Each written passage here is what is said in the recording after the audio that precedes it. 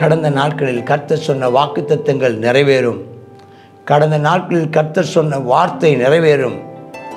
அவர் நம்மோடு கூட பண்ண உடன்படிக்கை அவர் உடைத்து போட மாட்டார். அவர் கிருபையுள்ள தேவன். தேவனே எங்களை மன்னியும், தேவனே எங்களுக்கு இரங்கும், தேவனே மௌனமாயிராதிரும், தேவனே பேசும், தேவனே எங்களுக்காக எழுந்தருளும். இந்த உலக இன்பம் எல்லாம் மாயே, உங்க விருப்பப்படி என்னை மாற்றுமே. இந்த உலக இன்பம் எல்லாம் மாயே,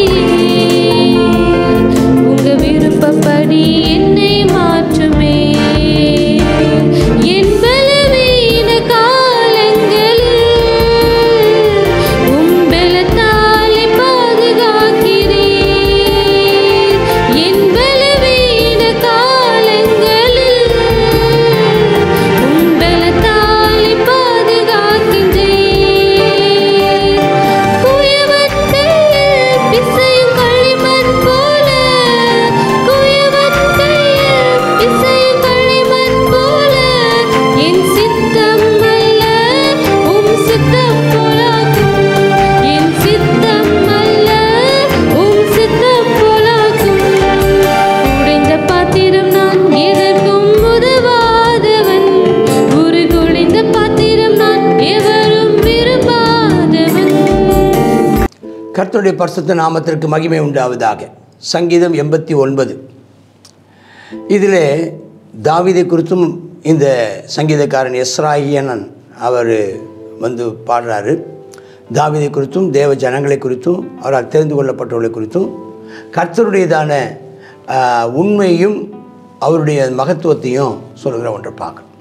என்ன சொல்ல, கர்த்தரின் கிருபைகளை என்றென்றைக்கும் பாடுவேன். இதுதான் நம்ம எப்பவும் அப்போ சொன்ன ஜெபிப்பதற்கு என்னென்னா, பாடுங்கள், அவருடைய கிருபைகளை பாடுங்கள், அவருடைய உண்மையை, அவருடைய வாக்குத்தத்த வசனங்களை தலைமுறை தலைமுறையாக வாயினாலே அறிக்கையிட்டு பாடுங்கள், அவருடைய செயல்களை பாடுங்கள், அவருடைய மகத்துவங்களை பாடுங்கள், அவருடைய கிருபைகளை நமக்கு மட்டுமல்ல முழு உலகத்திற்கும் தேவ ஜனங்களுக்கும் திருச்சபைக்கும் செய்தவைகளை நினைத்து பாடுங்கள். ஏன்னா அவர் கிருபை என்றென்றைக்கு ஸ்திரப்பட்டிருக்கும். அவருடைய உண்மை வானங்களில் ஸ்தாபித்திருக்கிறார். சரிட்டு 3ஆம் வசனம், என்னால் தெரிந்து கொள்ளப்பட்டவனுடைய உடன்படிக்கை பண்ணி என் தாசனாய் தாவீதை நோக்கி, ஆண்டவர் தாவீதை நோக்கி சொல்கிற சில வார்த்தைகளை வாக்குத்தத்தங்களை சொல்கிறார். என்னவாம், என்றென்றைக்கு உன் சந்ததியை நிலைப்படுத்துவேன், தலைமுறை தலைமுறையாக உன் சிங்காசனத்தை ஸ்தாபிப்பேன் என்றேன். இந்த சிங்காசனம் தான் இயேசு கிறிஸ்துவின் சிங்காசனம். சரி, கர்த்தாவே வானங்கள் முடிய அதிசயங்களை துதிக்கும், பரிசுத்தவானின் சபையிலே உண்மை விளங்கும். ஆகாய மண்டலத்திலே கர்த்தருக்கு நிகரானவர் யார்? பலவானின் புத்திரில் கர்த்தருக்கு ஒப்பானவர் யார்? இது ஒரு கவிதை, இது ஒரு பாடல். அப்போ அவரை பற்றி உயர்த்தி பாடுறாங்க. அவருடைய அதிசயங்கள், வானங்கள் அவருடைய அதிசயத்தை சொல்லும், சபையில் உண்மை விளங்கும், சத்தியம் சொல்லுவாங்க. ஆகாய மண்டலத்தில் கர்த்தருக்கு நிகரானவர், அவருக்கு ஒப்பானவர் யார்? அவர் ஒருவரே கர்த்தர். அவர் வந்து பயப்படத்தக்கவர், அவர் துதிக்கப்படத்தக்கவர். அப்புறம் அவரை போல வல்லமை, 8ஆம் வசனம், அவரை போல உண்மை உள்ளவங்க யாரும் கிடையாது. அவர் உண்மை அவரை சுற்றிலும் சூழ்ந்து இருக்குதான். 9ஆம் வசனத்தில் அவர் சமுத்திரத்தின் பெருமையை ஆளுகிறவராம், அலைகள் எழும்பும்போது அதை அடங்க பண்ணுறவராம். ஆண்டவர் 10ஆம் வசனத்தில் அவர் தம்முடையதான ஜனங்களுடையதான சத்துருக்களாகிய ராகாபையும் ஆமென் ஸ்தோத்திரம் அவர் நொறுக்கி போடுறாரு, சத்துருக்களை சிதறடிக்கிறாராம். அவர் வந்து வானங்கள் அவருடையதான், பூமி அவருடையதான், பூலோகத்திலும் அதில் உள்ள யாவையும் அவர் தான் எல்லாத்தையும் உருவாக்கினவரும் ஸ்திரப்படுத்தினவரும் அஸ்திபாரப்படுத்தினவரும் அவர் தானா. வடக்கையும் தெற்கையும் அவர் தான் உண்டாக்குனாரா.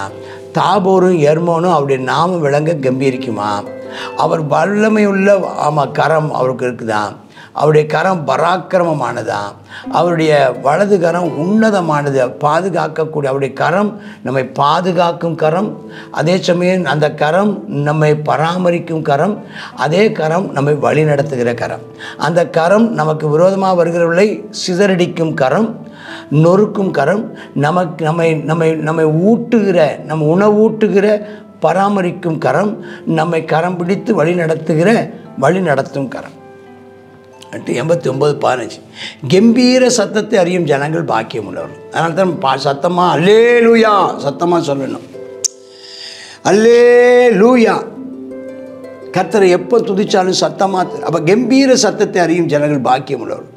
கர்த்தாவே அவருடைய முகத்தின் வெளிச்சத்தில் நடப்பார். அவர் எப்பவும் அவருடைய வெளிச்சத்தின் முகங்கிறது எதை சொல்லுதுன்னா கிருபையை சொல்லுது, அவருடைய சத்தியத்தை சொல்லுது, அவருடைய வாக்குத்தத்த வசனங்களை சொல்லுகிறது, அவருடைய பிரசன்னத்தை சொல்லுகிறது. நாம் அதிலே எப்பவும் நடக்கணுமா? நம்முடைய எப்பவும் நம்ம சந்தோஷமாக களி கூர்ந்து அவருடைய நீதியால் நம்ம உயர்ந்து இருப்போமா? அவர் தான் நம்முடைய பலத்தின் மகிமை. அவருடைய தயவுனால நம்முடைய கொம்புகள் உயரும். அதுக்கப்புறம் அந்த 19ஆம் வசனம் சொல்லி பாருங்கள், அவர் நம்முடைய பக்தனுக்கு தரிசனமாகி சகாயம் செய்யத்தக்க சக்தியை ஒரு சௌரியவான் மேல் வைத்து ஜனத்தில் தெரிந்து கொள்ளப்பட்டவனை உயர்த்தினார். இது யாரை பற்றி சொல்கிறதுன்னா அங்கே தாவீதை பற்றி தான் சொல்கிறார். அவர் பக்தனுக்கு தரிசனமானாரா? யாருக்கு? தாவீதுக்கு.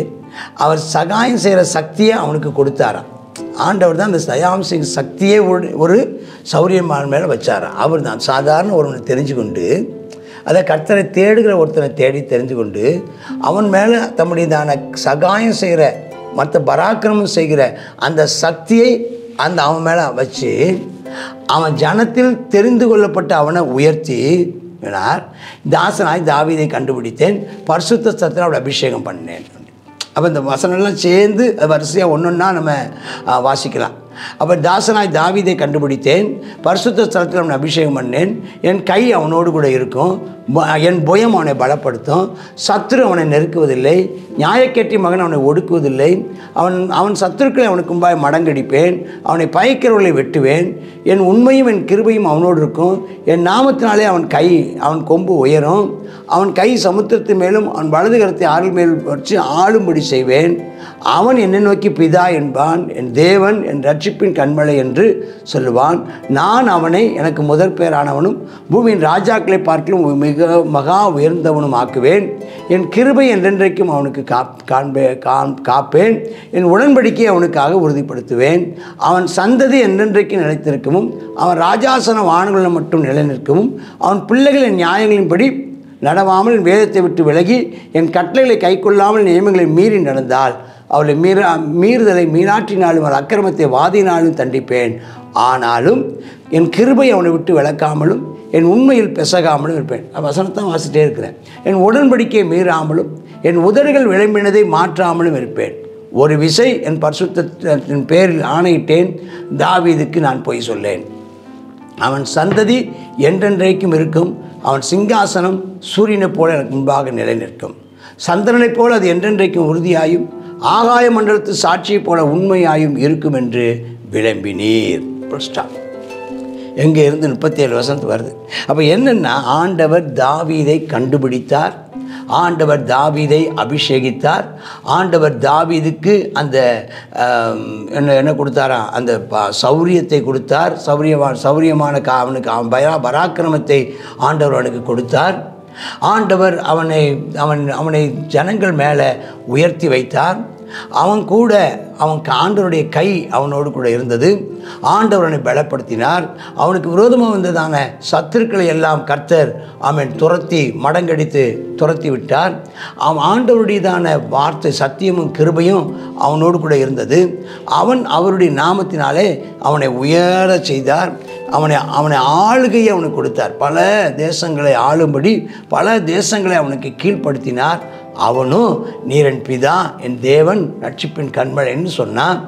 அவனை நான் முதற் பேரானவனும் பூமியின் ராஜாக்களுக்கெல்லாம் மகா உயர்ந்தவன் ஆக்குவேன், என் கிருபை அவனுக்காக காப்பேன், உடன்படிக்கை உறுதிப்படுத்துவேன், அவன் சந்ததி நினைச்சிருக்கும் இப்படிலாம் சொல்கிறார்.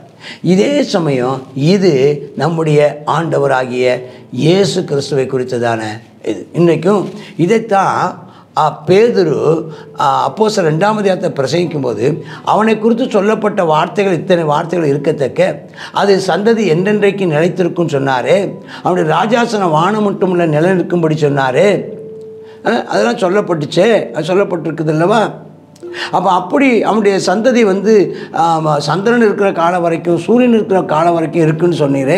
ஆனால் இன்றைக்கி அந்த தாவீதுடைய கல்லறை இருக்குதே, அது யாரை குறித்து சொல்லப்பட்டது என்றால் தாவீதை பற்றல்ல, தாவீதின் சந்ததியில் வரப்போகிற கிறிஸ்துவை குறித்தே சொல்லப்பட்டது. கிறிஸ்து இயேசு மேசியாவை குறித்து சொல்லப்பட்டதுன்னு பேதுரு அங்கே 2ஆம் அதிகாரத்தில் பிரசங்கிக்கிறத பார்க்குறான். அல்லேலூயா. இந்த ஆண்டவராக இயேசு கிறிஸ்துனுடையதான அந்த தாவீதினுடையதான, அதனால தான் தாவீதின் குமாரன்னு சொல்லும்போது என்ன அர்த்தம்னா, தாவீதினுடைய ராஜ்யம் அவனுக்கு சொல்லப்பட்ட வாக்குத்தத்தின்படி நிலையான சிங்காசனம் அவன் உட்கார்ந்திருக்கவில்லை. ஆனால் கர்த்தராய் இயேசு கிறிஸ்துவோ நிலையான ராஜாவாய், நிரந்தர ராஜாவாய், ஆமென், ஸ்தோத்திரம், அவர் சிங்காசனத்தில் அவர் வீற்றிருக்கிறவராயிருக்கிறார். சரி, நம்ம மேலே ஆண்டவர் கிருபை வச்சுருக்காரு. தப்பு பண்ணால் நம்மளை அடித்து நம்மளை திருத்துவார், தூக்கி போட்டுட மாட்டார் அப்படின்னு சொல்கிறார். ஆனால் 38 வசனத்தில் சொல்கிறார், எங்களை அடித்து தூக்கி போட்டுட மாட்டீர், கிருபையை வச்சுருப்பேன்னு சொன்னீர். ஆனாலும் 38 வசனம், எங்களை வெறுத்து தள்ளிட்டீங்க, இப்படி அபிஷேகம் பண்ணி வைத்த மேலே உக்கிரம் ஆயிட்டீங்க, அடியார் மேலே உடன்படிக்கை ஒழிச்சிட்டிங்க, கிரீடத்தை கீழே தள்ளிட்டீங்க, அது நிரந்தரமாக இருக்குன்னு சொன்னீங்களே, இப்போ எங்களுக்குள்ள ராஜாக்கள் இல்லையே, இப்போ எங்களுக்குள்ள ஆலயம் இல்லையே, மதிலெல்லாம் தகர்ந்து போனதே, அரணான ஸ்தலங்கள் பாழா போச்சே, வழி நடக்கிற எல்லாரும் கொள்ளையிடுறாங்களே, எல்லாருக்கும் நிந்தையானோமே, சத்துருக்களின் வலது கையை சத்துருக்கள் உயர்ந்துட்டாங்களே, விரோதிகளும் பயங்கரெல்லாம் சந்தோஷிக்கிறாங்களே, நாங்கள் எங்களுடைய பட்டயத்தை மழுங்கி போச்சே, யுத்தத்தில் நிற்காதபடி பின்னிட்டு ஓடச் செய்கிறீரே, மகிமை அற்றுப்போச்சே, சிங்காசனம் தரையில் தள்ளப்பட்டுச்சே, வெக்கம் மூடிக்கொண்டதே எது வரைக்கும்?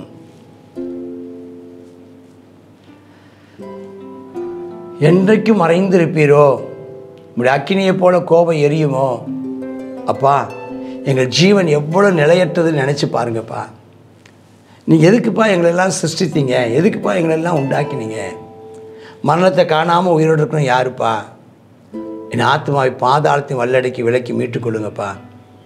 ஆண்டவரே, நீர் தாவீதுக்கு உம்முடைய உண்மையை கொண்டு சத்தியம் பண்ண முடியும் பூர்வ கிருபை எங்கப்பா? தாவீதுக்கு நிச்சயமான கிருபை எங்களுக்கு தருவேன், அந்த கிருபை எங்கப்பா? உம்முடைய சத்துருக்கள் உம்முடைய ஊழியக்காரங்க அபிஷேகம் பண்ணி காலில் நிந்திக்கிறாங்களே அப்பா, அப்படி சந்ததி நிந்திக்கப்படுதே, அடியார் சுமக்க நிந்தையும் வலிமையான ஜனங்கள் எல்லாரால் நான் மடியில் சுமக்க நிந்தையும் நினச்சி பாருங்கப்பா. எங்களுக்கு இறங்கும் ஆண்டவரே, ஜெபம் பண்ணுறார். கடந்த நாட்களில் கர்த்தர் சொன்ன வாக்குத்தத்தங்கள் நிறைவேறும். கடந்த நாட்களில் கர்த்தர் சொன்ன வார்த்தை நிறைவேறும். அவர் நம்மோடு கூட பண்ண உடன்படிக்கை அவர் உடைத்து போட மாட்டார். அவர் கிருபையுள்ள தேவன். தேவனே, எங்களை மன்னியும். தேவனே, எங்களுக்கு இறங்கும். தேவனே, மௌனமாயிராதிரும். தேவனே, பேசும். தேவனே, எங்களுக்காக எழுந்தருளும். தேவனே, எங்களுக்காக செயலாற்றும். உம்மை நாங்கள் துதிக்கும்படி மறுபடியும் எங்களை உயிர்ப்பியும் புதுப்பியும் பயன்படுத்தும். ஆமேன், ஆமேன். God bless you. சங்கீதம் 89, 89வது சங்கீதத்தில் கர்த்தர் தாவீதுக்கு வாக்கு கொடுத்தாரு, தாவீதை நிலைப்படுத்தினார். தாவீது என்ன செய்தார்? அவருடையதான சந்ததியை நான் என்ன செய்வேன், வானத்து நட்சத்திரத்தை போல, சூரியனை போல, சூரியன் உள்ள வரைக்கும் என்ன செய்யும், நிலைத்திருக்கும்லாம் நீங்கள் சொன்னீங்களேப்பா. இந்த நாளில் நாங்கள் என்ன செய்கிறோம்? நாங்கள் மிகவும் அயலாக இருக்க, நாங்கள் நிந்தையாக இருக்கிறோமே அப்பா. சத்துருக்களுடையதான சந்தோஷத்துக்கு நாங்கள் காரணராக இருக்கிறோமே. ஆமேன் அப்பா. எங்களுடையதான சிங்காசனத்தெல்லாம் தள்ளி போட்டாங்களே, நிந்தையை நாங்கள் அதிகமான நிந்தைப்படுகிறோமே. இந்த நிந்தையை நீர் எங்களை ஒரு விசை நீர் நினைத்தருளும் ஆண்டவர் என்று சொல்லி ஜெபிக்கிறார். ஆமாம், இந்த நாள்லையும் நமக்கு கர்த்தர் கொடுத்ததான வாக்கு தத்தங்களை நாம் நினைவு கூறுவோம். வாக்கு தத்தங்களை நாம் அறிக்கை செய்வோம். பாடுபடும் போது அவருடைய கிருபைகளை தியானிப்போம். அவர் சொன்னதான வாக்கு தத்தங்கள் எல்லாவற்றையும் நிறைவேற்றுவார். அதனால் தேவனை நோக்கி ஜெபிப்போம். அவர் எவ்வளோ பெரியவர் என்பதை சொல்லி நம்ம ஜெபிப்போமா? கர்த்தாவே ஸ்தோத்திரம் அப்பா. ஆமே, நீர் மிகவும் என்றைக்கும் கர்த்தாவே நீர் நிலைத்திருக்கிற தேவன் ஆண்டவரே அப்பா. வானங்கள் உடைய அதிசயங்களை விவரிக்கும் ஆண்டவரே அப்பா. பரிசுத்தவான்கள் சபையிலே ஆமேனப்பா உம்முடைய வல்லமை விளங்கும் ஆண்டவரே, உம்முடைய உண்மை விளங்கும் ஆண்டவரே. ஆமேனப்பா ஸ்தோத்திர நீர் அப்பா. சமுத்திரத்தை ஆளுகிறவர் கர்த்தா. வானங்கள் உம்முடையதப்பா, பூமியும் உம்முடையதப்பா. பூமியை அஸ்திவாரப்படுத்தினீரப்பா. ஸ்தோத்திரம் ஸ்தோத்திரம் அப்பா. உம்முடைய கரம் பராக்கிரமுள்ளவர்களை செய்யும் ஆண்டவரே. நீதியும் நியாயமும் கர்த்தாவே உம்முடைய சிங்காசனத்தின் ஆதாரமாக இருக்கிறதப்பா. கர்த்தாவே வல்லமையுள்ள தேவன், நீர் தாவீதுக்கு அப்பா இறங்கி ஆமென் அப்பா எல்லா இக்கட்டுகளுக்கும் நீங்களாக்கி மீட்டு கொண்டது போல இந்த நாளிலும் கர்த்தாவே எங்களுக்கு இறங்கி எங்களை எல்லா இக்கட்டுகளுக்கும் நீங்களாக்கி உம்முடைய வாக்குத்தத்தங்கள் எல்லாம் நிறைவேற பண்ணி அப்பா உம்முடைய பிள்ளைகளை மறுபடியுமாய் உயிர்ப்பித்து அப்பா மறுபடியுமாய் உமக்காக ஓட கிருபை தாரும். ஆமென். எங்களுடைய நாங்கள் படுகிற பாடுகளெல்லாம் நினைத்து ஆமென் அப்பா இறங்கி அப்பா எல்லா தீமைக்கு எங்களை விலக்கி பாதுகாத்து கொள்ளும். இயேசுவின் நாமத்தில் ஜெபிக்கிறோம் எங்கள் நல்ல பிதாவே. ஆமென். ஆமென்.